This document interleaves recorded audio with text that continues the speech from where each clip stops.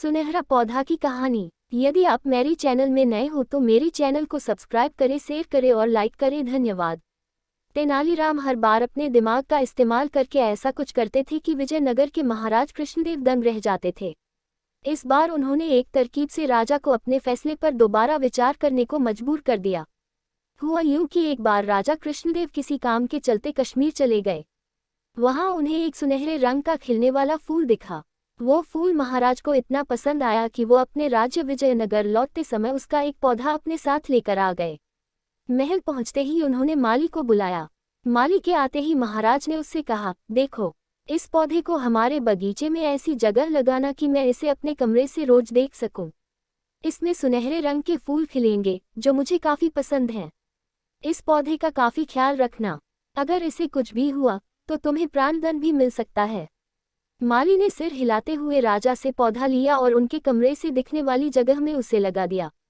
दिन रात माली उस फूल का खूब ख्याल रखता था। दिन जैसे ही बीतते गए उसमें सुनहरे फूल खिलने लगे। रोज राजा उठते ही सबसे पहले उसे देखते और फिर दरबार जाते थे। अगर किसी दिन राजा को महल से बाहर जाना पड़ता था तो उस फूल को न देख पाने के कारण उनका मन दुखी हो जाता था। एक दिन जब राजा सुबह उस फूल को देखने के लिए अपनी खिड़की पर आए तो उन्हें वो फूल दिखा ही नहीं। तभी उन्होंने माली को बुलवाया। महाराज ने माली से पूछा, वो पौधा कहाँ गया? मुझे उसके फूल क्यों दिख नहीं रहे हैं? जवाब में माली ने कहा, साहब, उसे कल शाम को मेरी बकरी खा गई। इस बात को सुनते ही उनका गुस्सा 7वें आसमान पर पहुंच गया। उन्होंने सीधे राजमाली को 2 दिन बाद मौत की सजा सुनाने का आदेश दे दिया। तभी वहां सैनिक आए और उसे जेल में डाल दिया। माली की पत्नी को जैसे ही इस बारे में पता चला, वो दरबार में राजा से फरियाद करने पहुंची। गुस्से में महाराज ने उसकी एक बात न सुनी। रोते रोते वो दरबार से जाने लगी।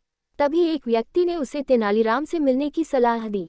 रोते हुए माली की पत्नी ने तेनालीराम को अपने पति को मिली मौत की सजा और उस सुनहरे फूल के बारे में बताया। उसकी सारी बात सुनकर तेनालीराम ने उसे समझा बुझाकर घर भेज दिया।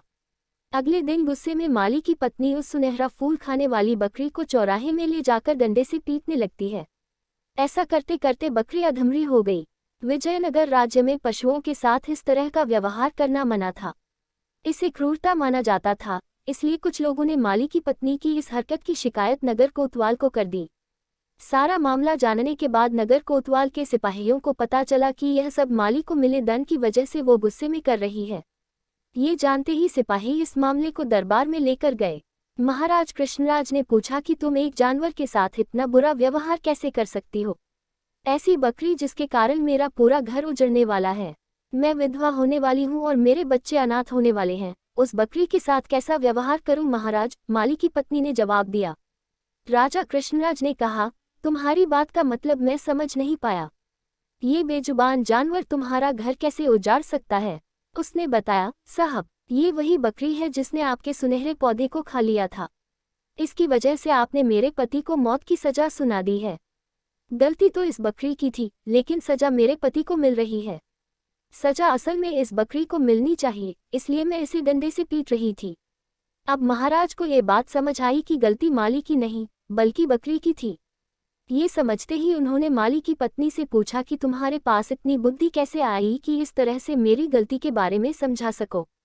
उसने कहा कि महाराज, मुझे रोने के अलावा कुछ भी नहीं सूझ रहा था। ये सब मुझे पंडित तेनालीराम जी ने समझाया है। एक बार फिर राजा कृष्णराय को तेनालीराम पर गर्व महसूस हुआ और उन्होंने कहा कि तेनालीराम, तुमने मुझे एक बार फिर बड़ी गलती करने से रोक दिया। ये कहते ही महाराज ने माली का मृत्यु दंड का फैसला वापस लेते हुए उसे जेल से रिहा करने का आदेश दिया। साथ ही तेनालीराम को उनकी बुद्धि के लिए 50,000 स्वर्ण मुद्राएं उपहार के रूप में दी।